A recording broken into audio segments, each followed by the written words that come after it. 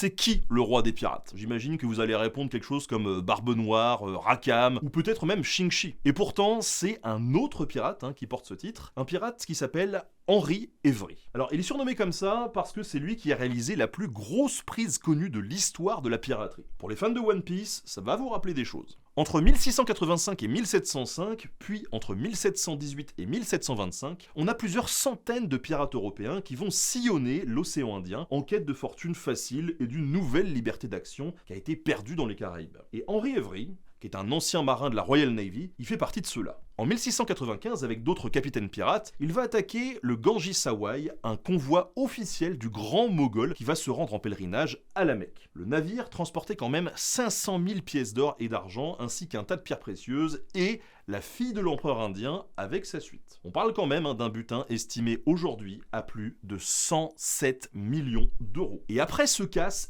Henry Avery et son équipage prennent la direction de l'île Bourbon, l'actuelle Réunion, pour se partager le butin. Chaque homme va donc recevoir l'équivalent de 100 000 à 150 000 euros. Mais, vous vous en doutez, on s'attaque pas au grand Moghol sans s'attendre à des représailles. Aurangzeb, de son petit nom, exige à l'Angleterre réparation pour les torts causés. Là, il n'y a pas le choix, la couronne d'Angleterre lance une véritable chasse à l'homme. Et la cible, c'est le capitaine Henry Avery. Les choses vont quand même aller très très loin, puisqu'il est même déclaré ennemi de l'humanité. On peut dire qu'Avery est alors l'homme le plus recherché du monde. Mais il disparaît complètement en 1696, qui plus est, avec le butin. Certains des pirates ayant participé à la prise du Ganges Sawai sont retrouvés et jugés, mais Avery, lui, va devenir une véritable légende. On va chanter ses aventures à bord des navires, on va fantasmer sur son trésor disparu, et même à Londres, des pièces de théâtre, comme The Successful Pirate, l'imaginent en roi de Madagascar. Et c'est fou parce que personne ne sait ce qu'est devenu Henry Avery. Peut-être qu'il a changé de nom et qu'il a vécu paisiblement dans des colonies américaines en élevant des alpacas.